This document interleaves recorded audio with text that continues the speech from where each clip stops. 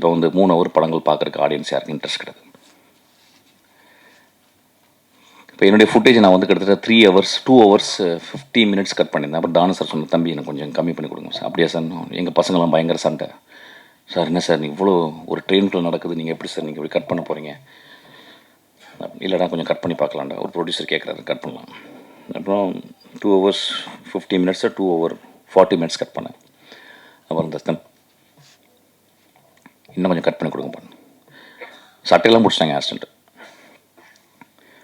அவன் இல்லைடா, அதாவது ஒரு வைரத்தை தீட்டுவோண்டா, ஒரு வைரத்தை தீட்டுவோம், தீட்ட நல்லா இருக்கும்டா. அந்த இம்ப்யூரிட்டிஸ்லாம் போகும், அந்த எக்ஸ்ட்ரானியஸ் திங்ஸ்லாம் போகும்டா. Will sharpen. If there is a core idea is natural and very strong, we don't need to worry about the embellishment அப்படின்னு சொல்லிட்டு கட் பண்ணேன். 2 ஹவர்ஸ் 40 மினிட்ஸ், 2 ஹவர் 50 2 ஹவர் 40, அப்புறம் 2:30. ரொம்ப ஹாப்பியாக கட்டிலாம் பிடிச்சி வந்து அப்புறம் ஒரு 4 நாள் கழிச்சு, தம்பி இன்னும் கொஞ்சம் கட் பண்ணி கொடுங்கன்னாரு. எனக்கு ரொம்ப ஒரு மாதிரி ஆயிடுச்சு, டயர்ட் ஆயிடுச்சு. எங்கள் பசங்களை பார்த்தீங்களா சார், நான் சொல்ல சார், இப்படி பாருங்கள் சார், இப்படி ஆயிடுச்சு. நான் சொன்னேன், எப்படி ரொம்ப கஷ்டமாயிடுச்சு, என்ன அப்படி சொல்கிறாரு.